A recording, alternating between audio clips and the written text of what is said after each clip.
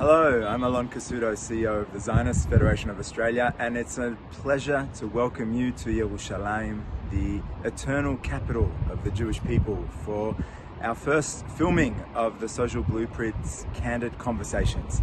I have now in a conversation with Professor Gil Troy, one of the Jewish world's leading authors, thinkers, and philosophers. And Gil Troy is a real pillar of the Zionist world. He's written books like Why I Am a Zionist and The Zionist Ideals. And today we're in a bit of a conversation on how October 7th has changed the Jewish world, how it's changed Gil's thinking about Zionism in general, and also some reflections about his recent trip to Australia. So join us for the Social Blueprint's Candid Conversations. Gil, so good to see you again. Great to... Welcome to Jerusalem. Thank you. You gave me a warm Sydney welcome. I know you're from Melbourne, but you gave me a warm Australia welcome. I'm happy to reciprocate. Great to be in Jerusalem with you as well. Gil, I'm curious, firstly, some reflections on your whirlwind tour of Australia, and kind of now that you're back in Jerusalem, what are some of the thoughts that come to mind on your time there? Roller coaster, to be honest. On the one hand, I was on a high to sit with 70 or 80 young Zionists from Habo and Hashi, as they call it, right, from the left, to Beitar and Bnei Akiva on the right, who had a 3 or 4 day conference there, and to see how much they love Israel, how much they love the Jewish people, how caring they are, how invested they are, and how excited they were actually to learn from one another. It was incredibly inspiring. To be a part of the ZFA conference and see the intensity of the commitment was really inspiring. On the other hand, having been in Sydney and Melbourne 3 years ago, and then coming now, pre-October 7th, post-October 7th, it was heartbreaking because I also felt what I think of as the broken covenant, that so many Australian Jews look to their neighbors, look to their leadership, look to their government, and feel let down and feel betrayed. And so superficially, Bondi Beach is as beautiful as ever, and the life that Australian Jews lived and built with the sweat of their brow is as magnificent as ever. But there's just this cloud hanging over, which is heartbreaking. And one of the ideas that's come under attack the most is, of course, an idea that for so many of us is our core identity as Zionists, as proud Jews with a depth of connection to Israel, both emotional as well as historical. And Zionism really is at the core of what is under attack, not just on university campuses around the world, but in our streets. In our capitals, we see, calls for Zionism is genocide and Zionism is racism. And I'm just curious, what is it how do you look at what's happened over the past couple of years and reconcile it with what we know and love? So first of all, you're paying the price of your greatness. The Australian Jewish community was always known as an incredibly Zionist community. And I guess our enemies recognize that too. So take the compliment in a sick way. Franklin Roosevelt, the great American president, said, "Judge me by the enemies I make." And let's look at those enemies. Again, the disappointment is on the people who are standing by and the politicians who aren't showing leadership and aren't showing spine. But the greater betrayal is from Palestinians and progressives who have very cleverly and in a way that's intellectually sloppy turned Zio into a negative word and really distorted what Zionism really is. And it's funny, I say to you, okay, they say, can't I have a legitimate argument as an anti-Zionist? I said, you could do that. If you want to say I don't believe in nationalism, then you also have to put Australian nationalism aside and Palestinian nationalism aside. But if you're an Australian nationalist and you accept the entity of Australia with all its complicated history, and you accept Palestinian nationalism, and then when it gets to Jewish nationalism, i.e. Zionism, you say, oh, that's not legitimate, then you're not saying that the nationalism part is illegitimate. You're saying the Jewish part is illegitimate. I call this historicide. They're not just trying to kill our people, but they're trying to kill our history.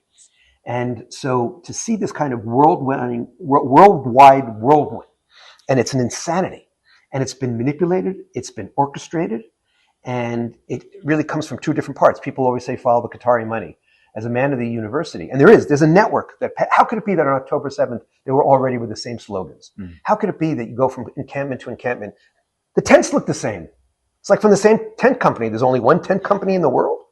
So there is that kind of organizational manipulation, but also this thought virus. You want to call it woke. I call it the academic intifada, postmodernism, nobody knows that. And I said, this isn't a left-right issue. This is a right-wrong issue. And to see the degree which with that oversimplification of oppressor, and we, the Jewish people who have been oppressed for so many years, but now don't want to be victims, are deemed to be the oppressor. And the Palestinians, many of whom, not all of whom, I won't always care for my language, have rejected compromise, have rejected a possibility for state, have rejected pragmatism, and have embraced the most evil kind of anti-Semitism. We're not the ones who link anti-Semitism and anti-Zionism. They do. Right? Something happens in Israel and they attack a synagogue in Melbourne. That's anti-Semitism. That's not just anti-Zionism. But yes, as you point out, Zionism is core to our identity as Jews. And no one has the right as an outsider or even a fellow Jew to say, oh, that's not true. It's not central to you. It's a part of my journey. It's a part of my identity. And so, Gil, for you, you've been writing for many years on why you're a Zionist, what Zionism means as a construct, as a concept to you personally. Has that in any way evolved or been reshaped in the past couple of years? Interesting. So definitely I've changed my understanding of anti-Semitism. And I've added a key word, obsession. Because, and you see this also from the right, where you now have this right-wing populism as well.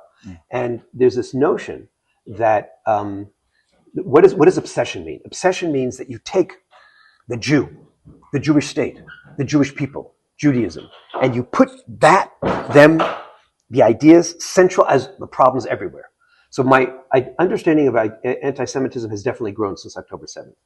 My understanding of Zionism, on the one hand, has been absolutely reinforced. And the focus that I have on what I call identity Zionism, which means I don't care where you stand on Bibi.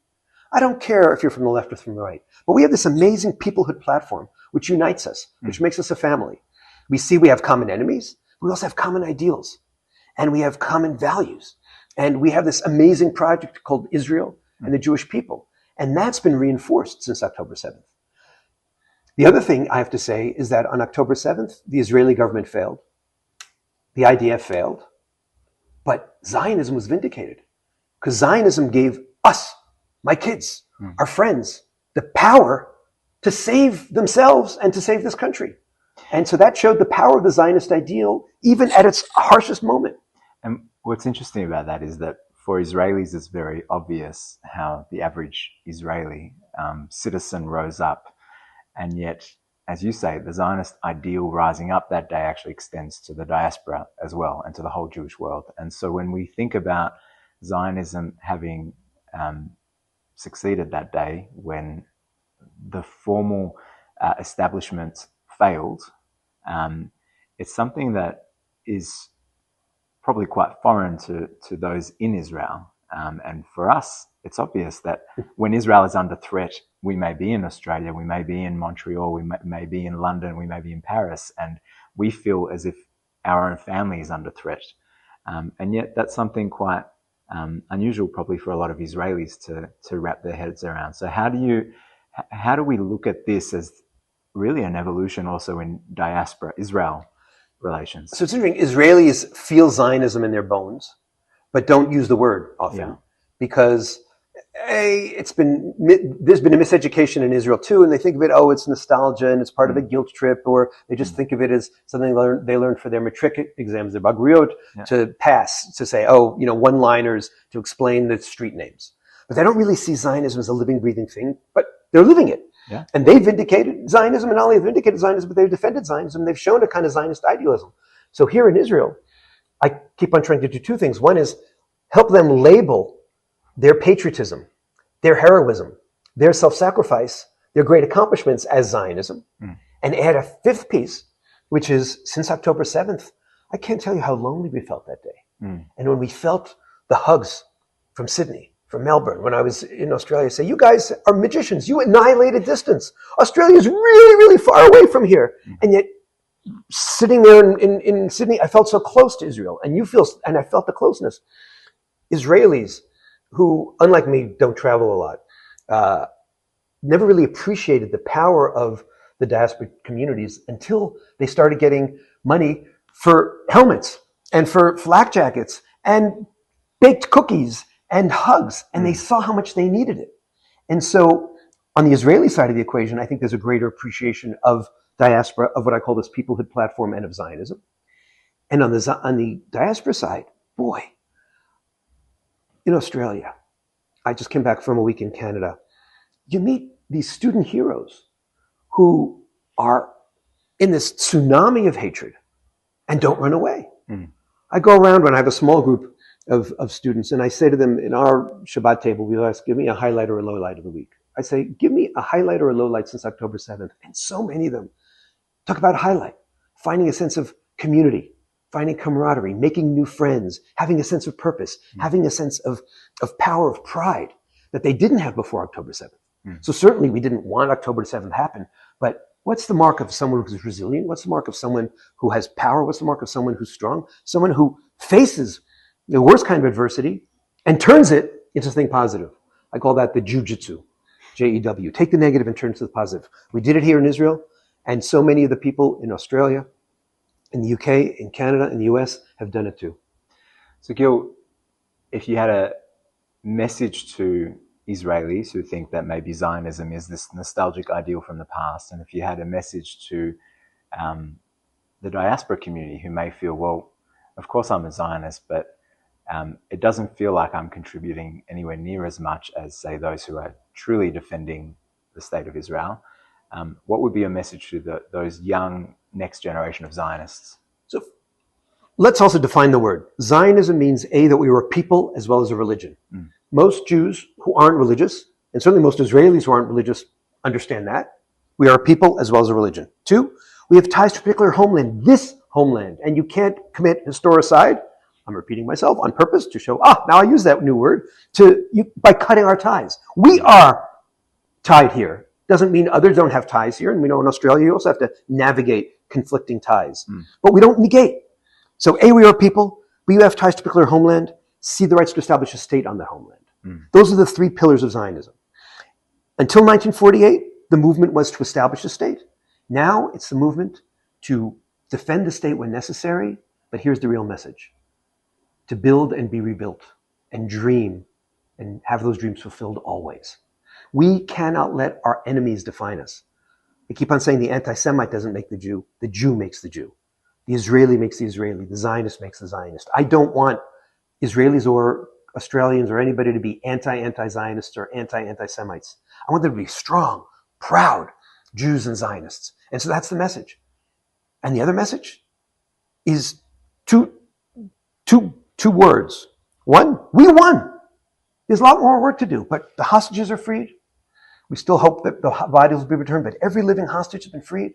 We have knocked down Iran. We have crushed Hezbollah. We have crushed Hamas.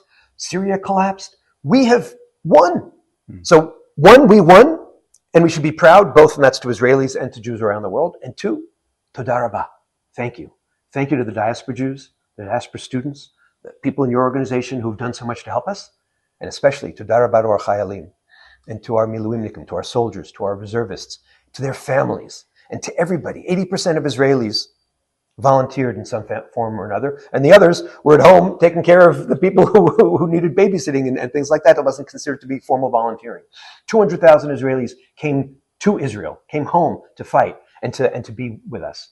And so I'm feeling, after 2 years, and we've buried friends, we've mourned, I don't minimize the loss. My kids have served hundreds of days. I'm not unaware of the price we've paid, but wow. Where we were 2 years ago and where we are today, miracle. But it's a miracle that we made. It's a Zionist miracle. It's a Jewish miracle. And it's a miracle that worked for the world too, because the world is a safer place because we did what we needed to do, both around the Jewish world and in Israel. Gil, thank you so much. Thank you. It's been wonderful to reconnect and explore Zionism together. Thank you, and thanks for your great work. Great.